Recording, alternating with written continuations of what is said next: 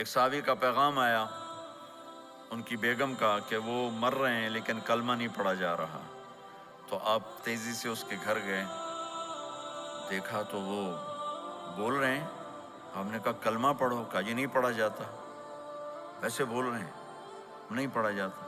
آپ نے پوچھا اس کے والدین میں کون زندہ ہے؟ کہا جی ماں زندہ ہے۔ آپ نے کہا بلاؤ، کہ ماں آ گئی۔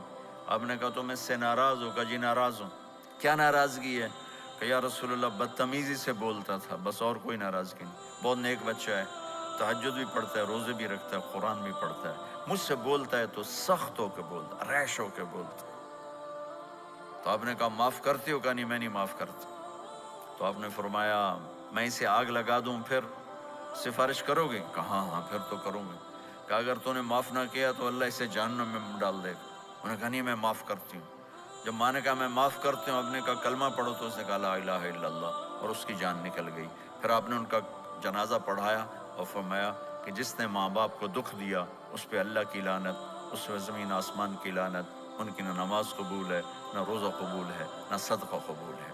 تو مجھے آپ اکثر نوجوان نظر آ رہے ہیں، آپ فیملیز والے ہیں، اپنے ماں باپ کو عزت دیں، اپنے ماں باپ کے پاؤں دھو کر پئیں، ان کی دعا لے لیں، وہ دعا آپ کو کہاں سے کہاں پہنچا دے گی۔ ماں باپ کی دعائیں وہ کام کرتی ہیں جو نہ امریکن ڈالر کرتا ہے، نہ کینیڈین ڈالر کرتا ہے، نہ برٹش پاؤنڈ کرتا ہے، نہ پاکستانی ہندوستانی روپیہ کرتا ہے۔ ماں باپ کی دعاؤں سے ساتوں آسمان کے دروازے کھل جاتے ہیں، زمین آسمان کی برکتیں سمٹ کر ان لوگوں کے پاؤں میں آتی ہیں جو اپنے ماں باپ کی دعا لیتے ہیں۔ دفعہ موسیٰ علیہ السلام نے کہا یا اللہ میرا جنت کا ساتھی کون ہے؟ تو اللہ تعالیٰ نے فرمایا کہ وہ جو فلاں آدمی گوشت بیچنے والا، اس کو ہم قصاب کہتے ہیں، قصائی، یہ کوئی اتنا بڑا معزز پیشہ نہیں ہوتا۔ تو موسیٰ علیہ السلام بڑے حیران ہوئے کہ میرا ساتھی گوشت بیچنے والا، تو اس کو دیکھنے چلے گئے۔ دیکھا تو ایک عام آدمی جیسے گوشت بیچ رہا ہے، ایسے ہی سارے بازار میں بیٹھا ہوا، دوسرے بھی بیٹھے ہوئے۔ جب شام ہوئی اس نے تھیلے میں گوشت کا ٹکڑا ڈالا اور گھر گیا، تو موسیٰ علیہ السلام بھی ساتھ گئے۔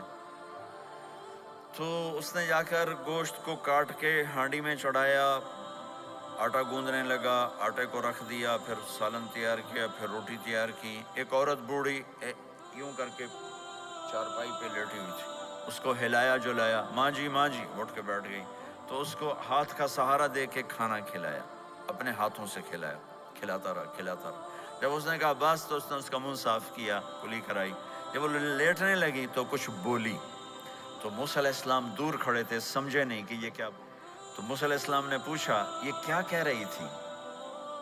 وہ کہنے لگا حضور کیا بتاؤں کیا کہہ رہی تھی، جب بھی اس کی خدمت کرتا ہوں تو یہ مجھے دعا دیتی ہے کہ اللہ تجھے جنت میں موسیٰ کا ساتھی بنائے، تو میں تو غریب کسائی ہوں، موسیٰ تو بہت بڑا نبی ہے۔ تو موسیٰ علیہ السلام نے فرمایا تیری ماں نے تیرا کام کر دیا ہے، تیری ماں نے تیرا کام کر دیا ہے۔ میرے عزیزو، ممکن ہے ماں باپ کی خدمت کرنا، دعا لینا تمہیں یہاں مشکل نظر آئے، لیکن اللہ کی قسم اسی میں آپ کی دنیا چھپی ہوئی ہے، اسی میں آپ کی آخرت چھپی ہوئی ہے۔ اپنے ماں باپ کی دعا لو، اپنے ماں باپ